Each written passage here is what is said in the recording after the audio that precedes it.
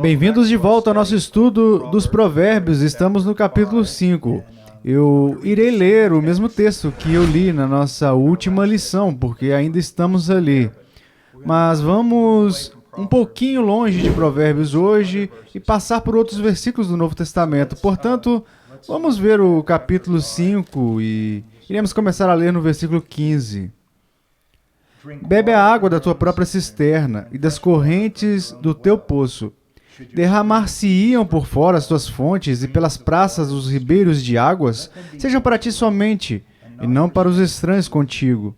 Seja bendito o teu manancial, e alegra-te com a mulher da tua mocidade, corça de amores e gazela graciosa.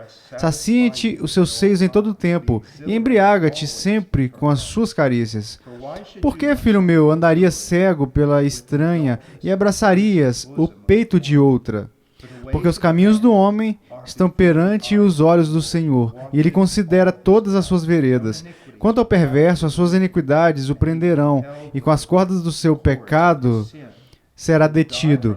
Ele morrerá pela falta de disciplina, e pela sua muita loucura, perdido, cambaleia. Vamos começar pedindo ao Senhor que nos ajude.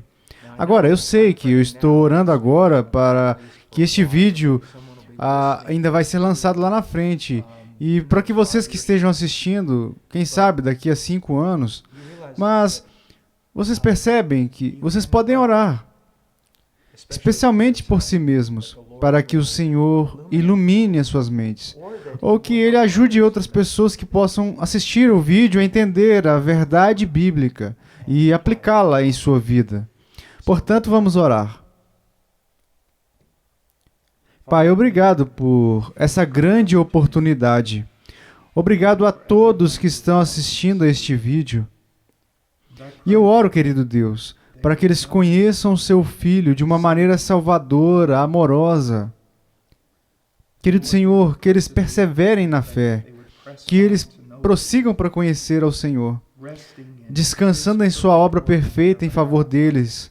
Eu oro para que eles estudem as Escrituras, especialmente nesta era de trevas, que eles estudem as Escrituras e que seja internalizado parte do Senhor neles.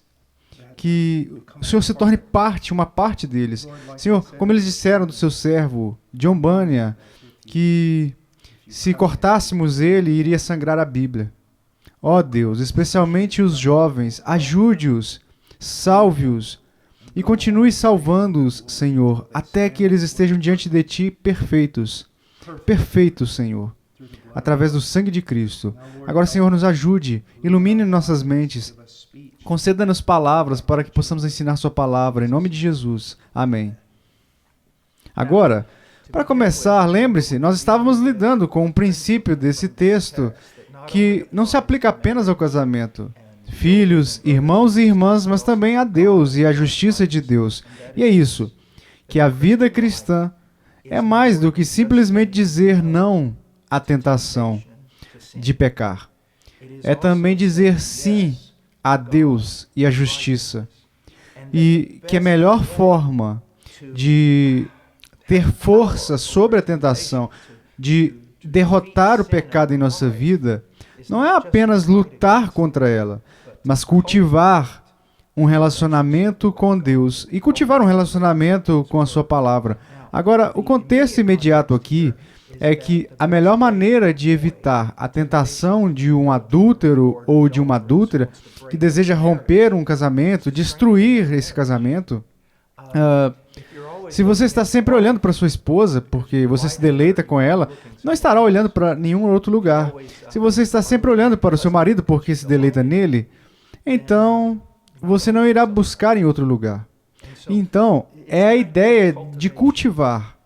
E este é um princípio, eu creio, que simplesmente não é ensinado como deveria ser, não com a frequência que deveria ser.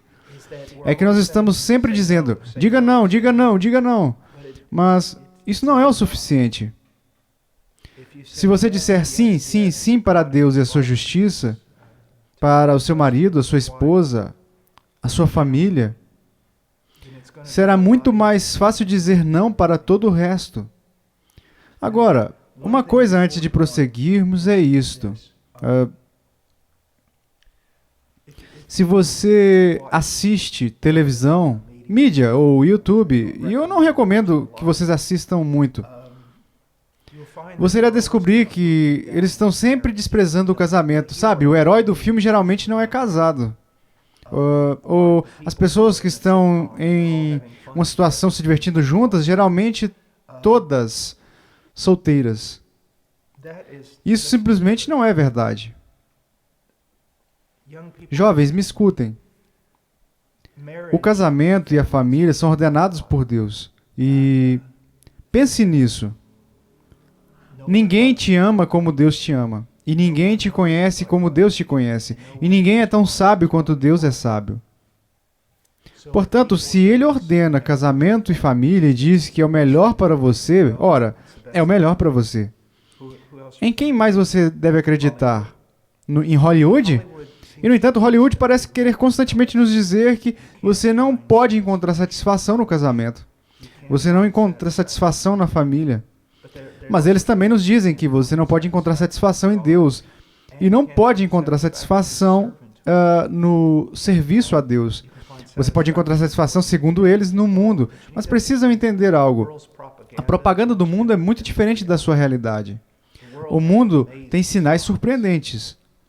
Mas quando você fica por trás desses sinais, você não vê nada além de miséria. Portanto, não creia nas mentiras.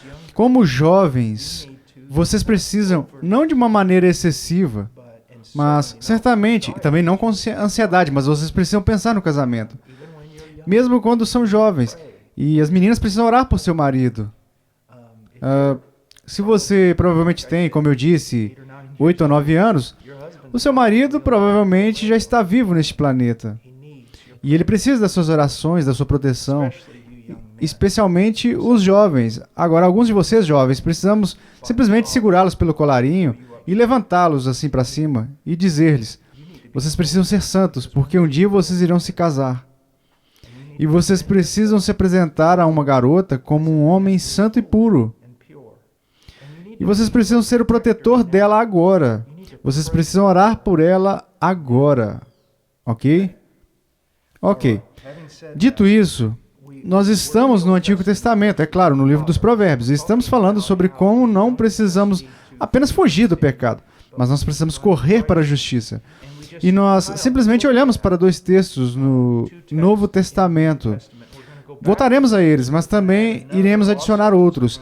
Então vamos ver 3 textos, e todos eles são muito importantes em relação a esse princípio, especialmente o último. O último que veremos, quando aprendi essa verdade, cara, foi útil na batalha contra o pecado, ok? Portanto, vamos voltar a 1 Timóteo capítulo 6, versículo 11. Foge dessas coisas. Agora, em certos momentos no livro dos Provérbios, vamos olhar para os tolos. E você sabe o que os tolos fazem? Os tolos, eles não fazem isso. Eles não fogem das coisas tolas e nocivas, pecaminosas. Eles, de fato, se aproximam disso. Eles enxergam o perigo vindo e ficam na rua. Eles vagueiam pela casa da adúltera. Eles se aproximam cada vez mais. Apenas olhando, apenas um pouquinho mais, apenas uma palavra, nada mais. Isso é inofensivo, mas não é inofensivo. Quanto mais perto você chegar da chama, maior a probabilidade, não apenas de ser queimado, mas de ser atraído para ela e ser destruído. Portanto, a ideia é fugir, correr. Eu me lembro de uma vez, eu tive que atravessar um campo, eu não sei se eu ia pescar ou o que eu estava fazendo, foi na nossa fazenda.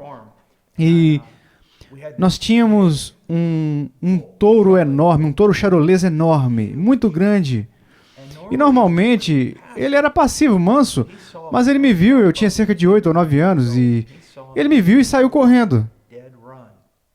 O que vocês acham que eu fiz? Eu fiquei lá? Eu corri até encontrá-lo? Não, eu saí correndo e, na verdade, havia uma madeira antiga lá. Não sei que madeira que era, um carvalho, um bordo ou qualquer coisa, mas eu contornei aquela árvore várias vezes e, felizmente, havia uma cerca de arame farpado e eu era magro. E quando eu dei alguns passos à frente daquele touro charolês, eu saltei, tipo Peter Pan, através do arame farpado, porque eu achei que era melhor me chocar com um arame farpado do que com aquele touro. E eu corri pela minha vida. Foi algo aterrorizante. É disso que ele está falando aqui. Isso não é fugir de uma borboleta. Você não está fugindo de um esquilo fraco e bobo. É fugir de algo que irá te destruir. E aqui está a coisa ruim. Isso irá destruí-lo lentamente. E te deixar na miséria. De uma forma que você realmente vai querer morrer.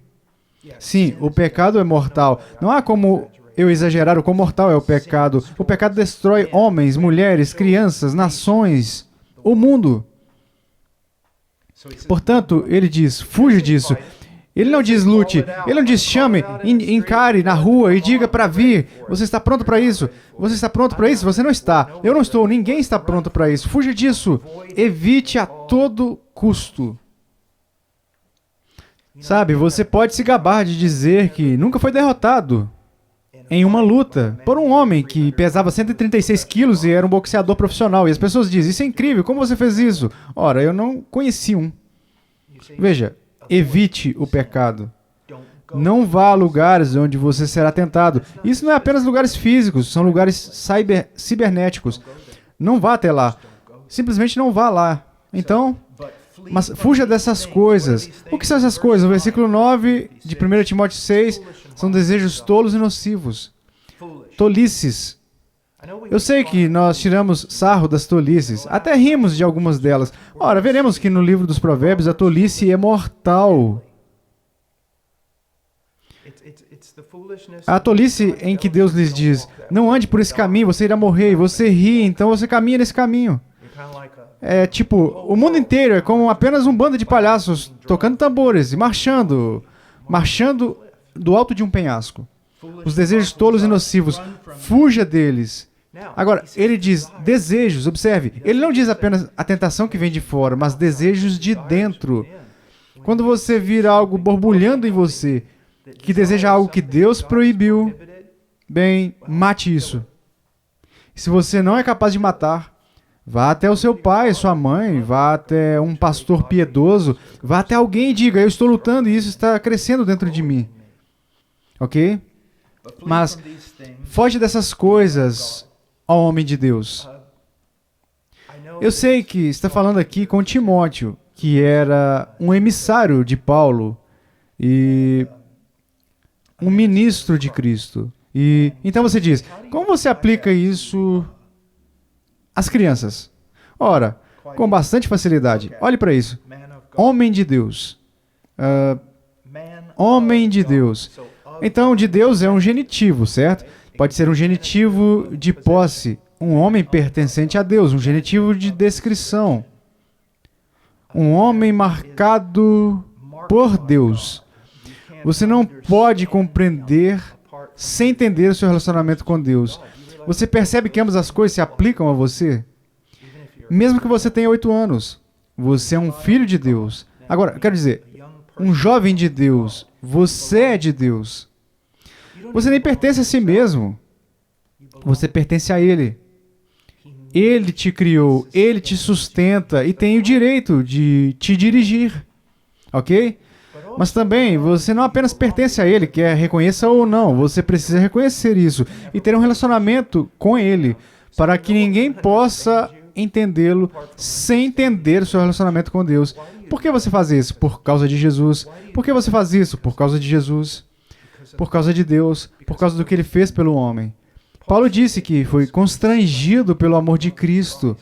Isso significa que o amor de Cristo literalmente mudou tudo em sua vida e dirigiu Ele em tudo. Tudo o que Ele fazia estava de alguma forma conectado ao grande amor de Cristo que foi demonstrado no Calvário.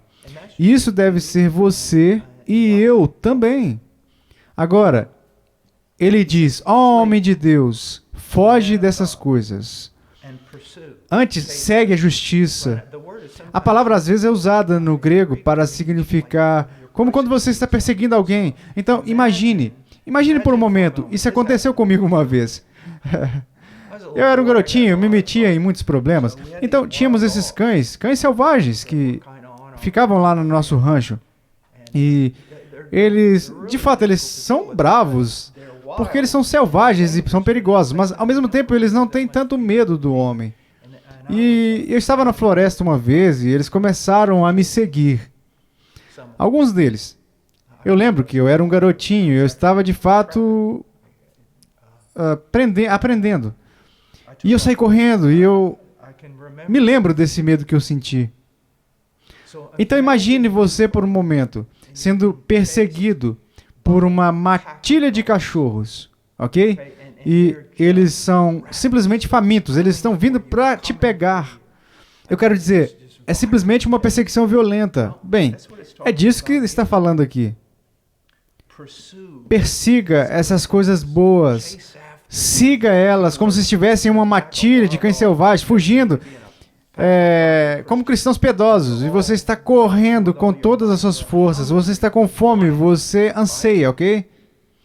Mas o que você quer? A justiça. O que é justiça? Ora, eu quero que vocês imaginem um padrão, ok? Pelo qual todo o resto é julgado. Vamos ver, vamos esclarecer aqui. Todo o resto é julgado, ok? Para estar em conformidade com esse padrão, você teria que ser mais ou menos assim, não é? Então você está paralelo, você se parece com o padrão. Ora, o padrão é o caráter de Deus. E o caráter de Deus é revelado por meio da sua palavra, dos seus mandamentos, das suas diretrizes com relação à sabedoria. Portanto, o que significa buscar a justiça? Ora, uma vez que você foi revestido da justiça de Cristo, porque você confiou nele, então há essa ideia de justiça prática. É buscar conformar sua vida ao que Deus disse. Ser perfeito como seu Pai Celestial é perfeito. Ser conforme à imagem de Cristo. Isso é justiça. A fé, você precisa crescer na fé. E como você cresce? Você cresce na fé por quê? Lendo a palavra de Deus, conhecendo as promessas. Você não pode crer em uma promessa que não conhece. E você não pode crer em uma promessa a menos que conheça o caráter daquele que te prometeu. Então, segue a justiça, diz, me perdoe, eu pulei algumas linhas. Ele diz, segue a justiça, 1 Timóteo 6,11. A piedade, o que é piedade? É como uma divindade. É esse desejo de ter um relacionamento com Deus. E esse relacionamento se reflete em tudo o que você é. Então, a fé, nós falamos nela, né? A fé, confiando nele. A maior coisa que você pode fazer para honrar uma pessoa é confiar nela. Porque você está dizendo que o caráter dela é justo, é bom, é fiel, é sólido. E assim, crescendo na fé, crescendo em seu conhecimento da palavra de Deus. Então, ele diz, o amor, amar é Deus. Deus ama, amar a Deus.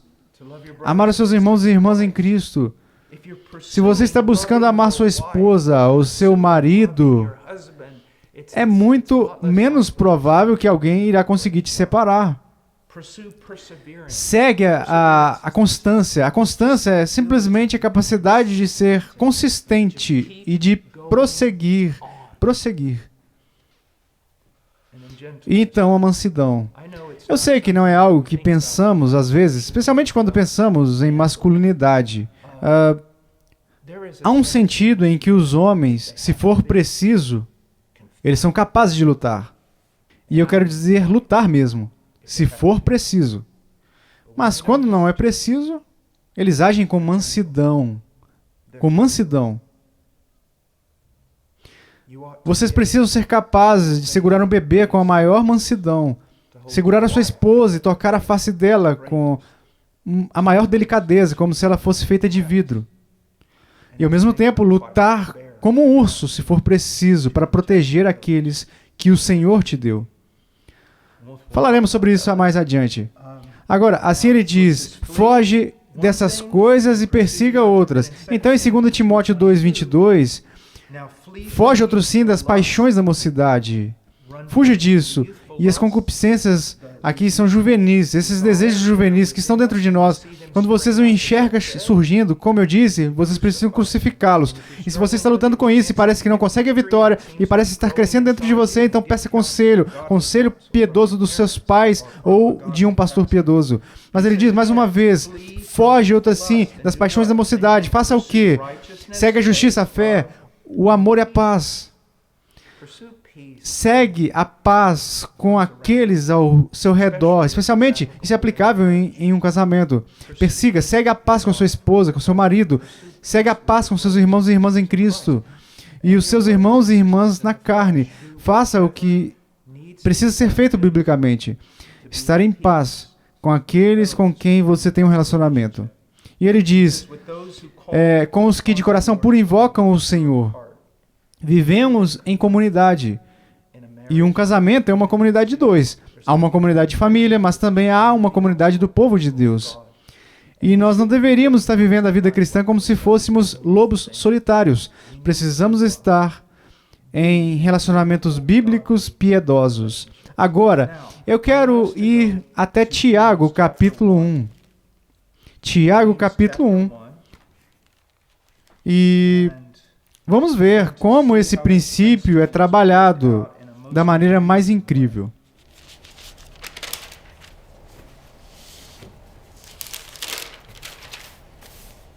Portanto, no versículo 13, ninguém ao ser tentado diga, sou tentado por Deus, porque Deus não pode ser tentado pelo mal, e Ele mesmo a ninguém tenta. Portanto, quando você é tentado, não é culpa de Deus. Essa é a primeira coisa que vocês precisam aprender disso. Versículo 14. Ao contrário, cada um é tentado e seduzido pelo diabo. É isso que está dizendo? Não, não é isso que está dizendo. Cada um é tentado pela sua própria cobiça, quando essa o atrai e seduz. Portanto, mesmo que venha a tentação e mesmo que seja trazida a você pelo próprio diabo, de quem é a culpa se você ceder? De quem é a culpa? Aqui está outra coisa que é um tanto importante, extremamente importante. E eu quero que entendamos isso. Quando Jesus foi tentado, ok? Muitas pessoas têm essa ideia errada de que, ok, Jesus foi tentado e conseguiu, sabe, lutar contra isso. Ora, o que vocês precisam entender é o seguinte: você e eu ainda temos, mesmo sendo cristãos, esse resíduo do antigo homem em nós.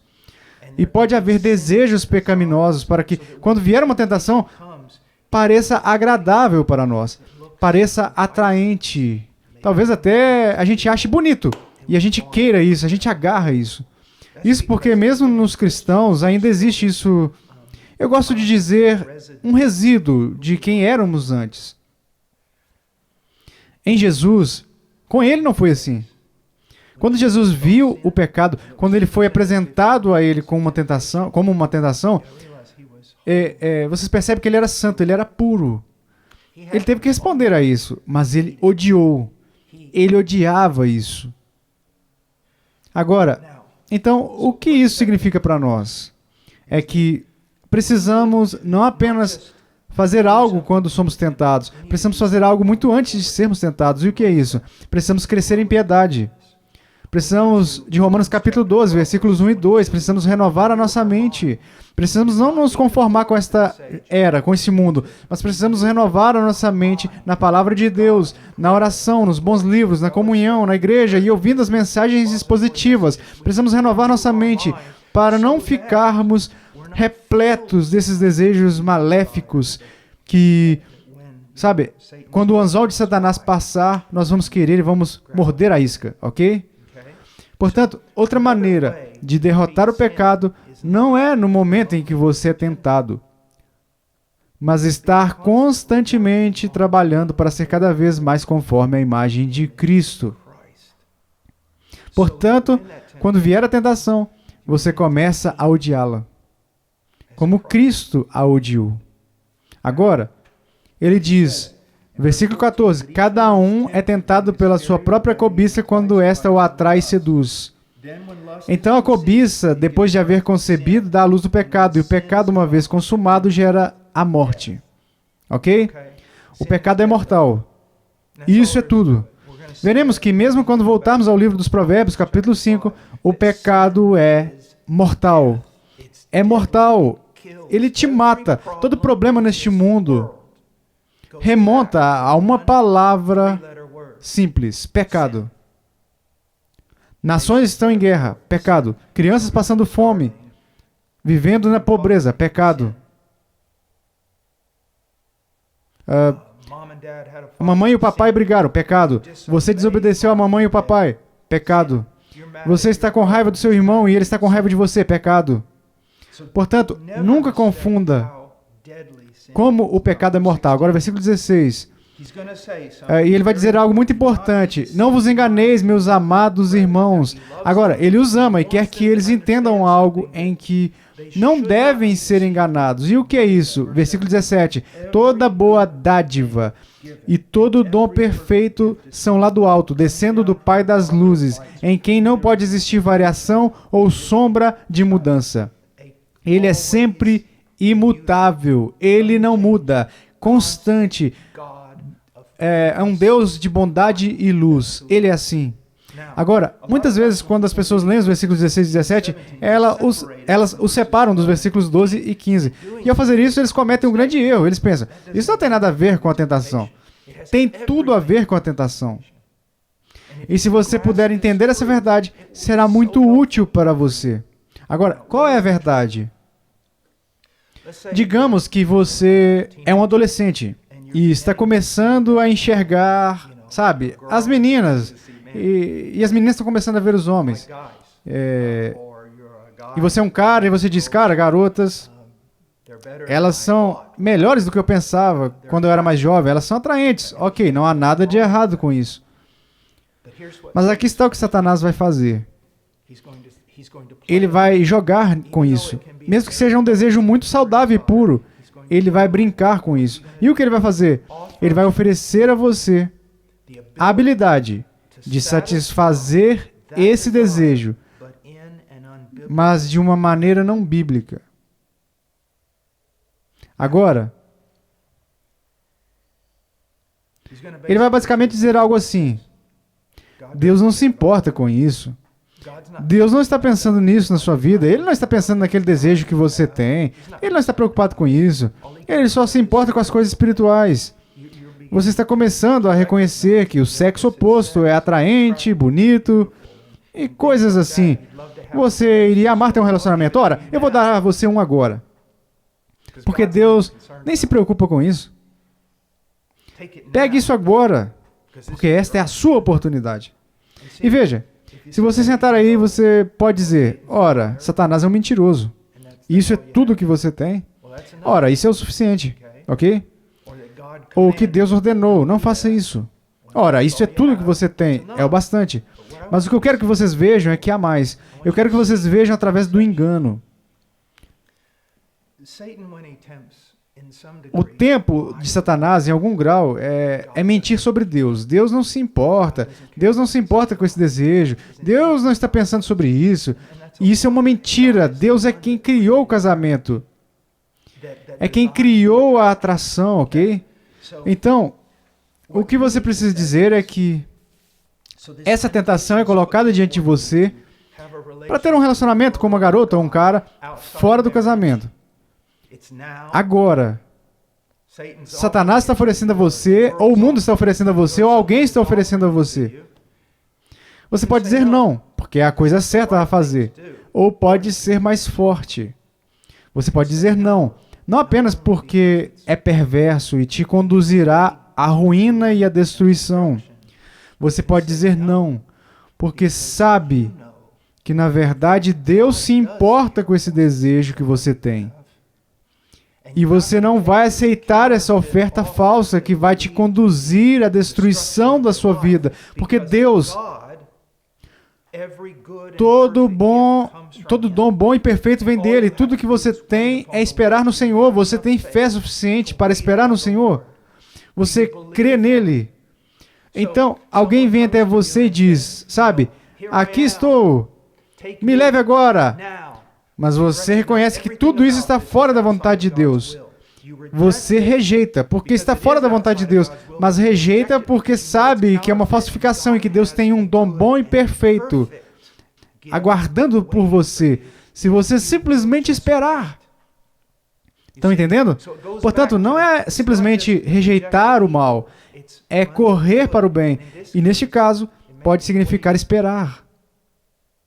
Satanás virá até você e vai te oferecer muitas das coisas que Deus irá te dar, mas todas serão falsas, todas serão podres por dentro e todas irão te conduzir para a morte. Portanto, você quer ter um relacionamento com um jovem ou quer ter um relacionamento com uma jovem? Maravilhoso. Satanás virá, porém, e dirá, aqui está, mas esse relacionamento que ele está oferecendo a você, tudo isso, o momento, as circunstâncias ao redor, a própria pessoa, é tudo antibíblico, é tudo pecaminoso. Pode parecer bonito por fora, mas está podre por dentro. E você precisa dizer, não, eu não vou fazer isso porque é errado. Porque Deus diz que é errado. Mas principalmente, eu não vou fazer isso. Porque se eu aceitar esse presente falso, isso poderá arruinar minha possibilidade de ter o dom perfeito que virá do meu Pai, que nunca muda. Ele é o Pai das luzes, não há sombra de variação, não há trevas nele, não há nada de errado nele, nos dons que ele me dá. Vocês estão entendendo quão poderoso isso é? Sabe, aqui está o que eu quero que vocês vejam. Deus se importa com tudo. Ele sabe quem você é, Ele te criou, Ele conhece as suas necessidades e os seus desejos.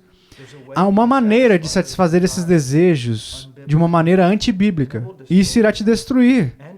E destruir outras pessoas ao seu redor. Ou você pode perceber, sabe de uma coisa? Eu vou esperar. Eu vou crer no meu Deus, porque um dia Ele irá trazer um rapaz ou uma moça para a minha vida. Vai ser perfeito. Porque é o plano dele.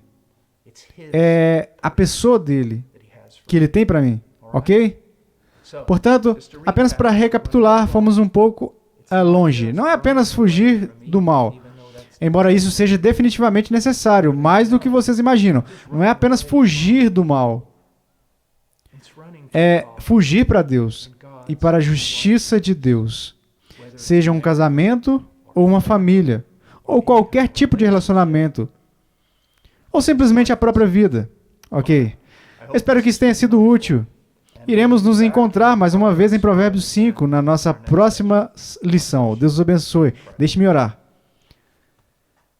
Pai, eu oro para que o Senhor use isso. Oh, meu Deus, use isso para evitar que, especialmente, os jovens aceitem um presente falsificado que pode ser bonito por fora, mas por dentro é podre. Por favor, querido Deus, e, ó Deus, opere em seus corações para que eles enxerguem a sua fidelidade e que cada presente que você concede seja como o Senhor.